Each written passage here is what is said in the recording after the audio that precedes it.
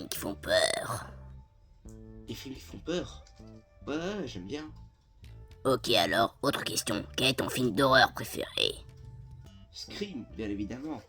Ok, avec un masque de fantôme et qui est habillé en noir, c'est ça? Oui, c'est bien ce film-là. C'est celui avec le masque de Ghostface, oui, plus ou moins. Ok, alors j'aurais une question à te poser à propos de Scream. Ouais, vas-y, pose-là ta question. Qui sont les premiers tueurs dans le premier Scream de 1996? Tu m'auras pas, mec. Je connais déjà la réponse. Vas-y, donne la réponse alors, si tu le sais. Ok, je vais te la donner. Ouais. Alors, les premiers tueurs sont Billy Loomis et Stu Macker.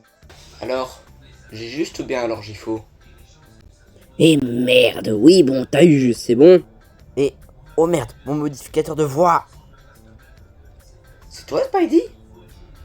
Ah, d'accord.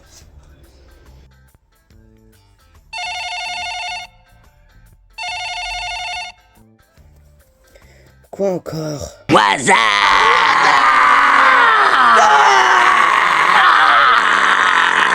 C'est bon, t'as fini tes blagues? Ouais, c'est bon. C'est de la bonne.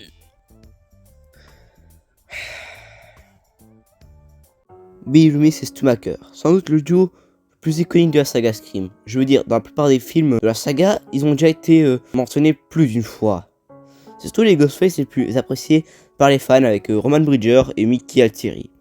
Ce duo de psychopathes va chambouler un tas d'événements à la saga Scream, qui va inciter, sans vouloir, des gens à aussi enfiler le costume Ghostface et commettre des meurtres. T'as carrément Billy dans Mortal Kombat. C'est à quel point ces persos sont juste cultes dans le monde de l'horreur. Ils peuvent s'asseoir littéralement à la table des films d'horreur comme Halloween, Vendredi 13 ou Les Griffes de la Nuit. Bonjour à tous, bienvenue dans cette vidéo. Désolé pour cette intro un peu longue. Si vous aimez cette vidéo, n'hésitez pas à vous abonner, liker et partager. Ça peut aider pour le référencement et le soutien. Bon visionnage. Surprise, Sydney. Alors, dans un premier temps, on va essayer de comprendre pourquoi Billy et Stu sont devenus des tueurs. C'est vrai, bonne question. Pourquoi sont-ils devenus des tueurs? Parce que on ne devient pas tueur comme ça sur un coup de tête. Enfin, à part dans le vrai monde, mais dans la fiction, pour qu'un tueur devienne intéressant à analyser, il y a forcément des motivations. Et c'est le cas pour Billy. Uniquement pour Billy. Stu, c'est différent. Vous comprendrez après pourquoi. Give me the knife. Now!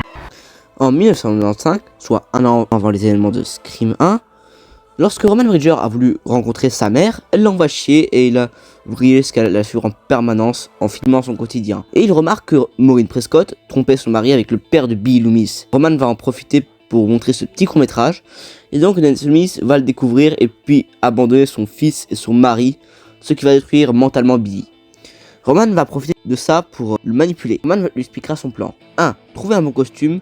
Ils choisiront celui de Ghostface. 2. Il faut que Billy trouve un complice facilement manipulable. Et en cas où il se fait choper, en disant qu'il serait instable mentalement, vous l'aurez compris, il parle de Stu. Ils feront porter le chapeau à Cotton Weary avant d'aller chez Maureen Prescott. Et puis, vous connaissez la suite, ils l'assassineront de sang-froid.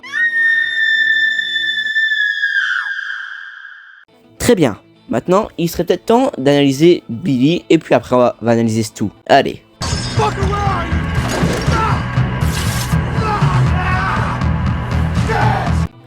Nous pourrons apercevoir chez Billy que le départ de sa petite maman l'a affecté, et pas de la bonne manière. Mais le truc qui cloche, c'est qu'il rejette la faute à la mère de Sydney.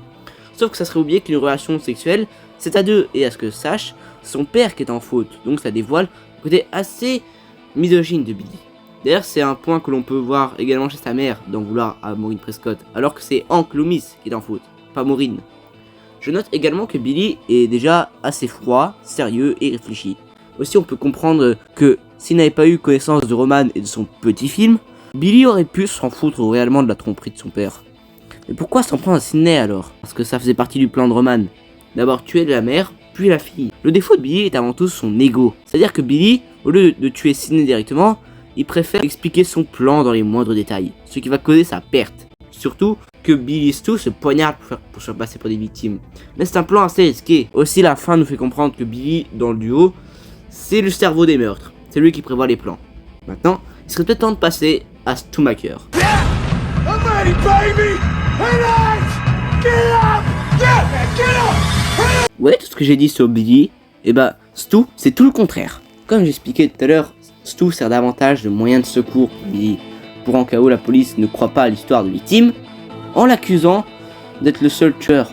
Un truc qu'on peut remarquer, c'est que autant Billy, lui, il a aucun remords de tuer des personnes qui n'ont rien demandé, mais c'est davantage parce qu'il est non empathique, alors que lui, Stu, c'est un manque d'immaturité. Ça lui fait ni chaud ni froid de savoir que son ex s'est fait massacrer l'année dernière. Stu n'a pas de motivation en fait d'être un tueur. En gros pour lui, c'est un amusement, comme une libération de sa vraie nature. Mais pourquoi il a accepté d'être complice de Billy alors? La raison est simple, c'est son meilleur pote, et Stu, pour garder cette amitié, il est prêt à commettre les pires atrocités. Donc ça lui est égal de tuer des gens, du moment que lui et Billy sont proches. Aussi, je m'attaque à un point assez particulier dans la Comus Crime. À propos de Stu, c'est qu'apparemment, il serait toujours en vie. Pardon? Alors, faudra m'expliquer comment il survit à une télé cathodique. Je veux dire, il s'est fait électrocuter, plus écrasé, tu veux quoi de plus? Bien que ça serait un twist pas déplaisant pour moi dans Scream 7, ça serait une incohérence quand même. Il y a aussi 3 points qui relient Billy et Stu. 1. Le fait que les deux sont fascinés par les films d'horreur. 2. Ils adorent jouer avec leurs victimes psychologiquement. C'est taré, ils jouent avec leurs victimes en les faisant souffrir mentalement. 3. Les deux sont des marionnettes. Je m'explique. Stu est manipulé par Billy, alors que Billy lui-même est manipulé par Roman Bridger. C'est ironique, non, n'est-ce pas? Nous allons passer à une partie assez courte de la vidéo. J'ai nommé... I said, don't you blame the movies! Movies don't create psychos! Movies make psychos for creators! Billy et Stu ont énormément influencé la saga Scream, et le deuxième film en est la preuve, car la mère de Billy devient une tueuse pour venger sa mort. Dans le 3, c'est Roman Bridger qui passera à l'action, car Billy et Stu Macker ont échoué dans leur mission, et enfin en finir avec Sidney. Bon, dans le 4, il n'y a pas une grande importance, à part que les conséquences de la célébrité que Sidney Prescott a reçues à cause des Ghostface. Dans le 5 et le 6, c'est là où son influence de Billy est la plus importante, car il n'est pas la raison d'un meurtre ou motif de meurtre, ni source de modèle, il est le père biologique de Samantha Carpenter, l'héroïne de Scream 5 et Scream 6. À cause de leurs actions du premier film, il y aura carrément les films Stab, qui sont inspirés des événements à Woodsboro. À présent, j'aimerais donner mon avis sur nos deux personnages psychotiques. Je vais commencer par Billy déjà. Billy Loomis est sans doute mon Ghostface préféré de la saga. Sincèrement, je suis vraiment fasciné par ce personnage, jusqu'à écouter ses répliques en boucle et jusqu'à les avoir en permanence en tête. D'ailleurs, je trouve qu'ils ont bien trouvé l'acteur Skeet Ulrich pour Billy. Il est très convaincant. D'ailleurs, assez drôle de voir Skeet Ulrich pendant le tournage du film tellement il se marre. C'est aussi pour moi le Ghostface le plus touchant. Le deuxième le plus touchant pour moi, c'est Roman. Maintenant, passons à Stu. Honnêtement, Stu Macker, c'est le deuxième Ghostface que j'aime le plus. Le troisième, c'est Roman Bridger. J'aime bien ce côté assez fou et comique relief de service. Stu, c'est vraiment le contraire de Billy, comme je l'avais expliqué tout à l'heure. En fait, Stu, il apporte cette part d'humour dans le film.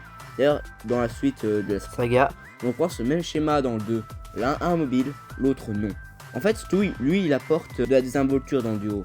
Billy, par contre, il apporte du sérieux. Les deux se complètent. Dans l'exécution, ils ont l'air différents, mais en cherchant la réflexion, c'est comme s'ils formaient une seule et même pièce d'un puzzle. C'est la fin de la vidéo. Merci à vous d'avoir regardé. N'hésitez pas à vous abonner aussi, liker, commenter, partager. Ça peut aider pour le référencement et le soutien. C'est Dom Dom. Tchuss!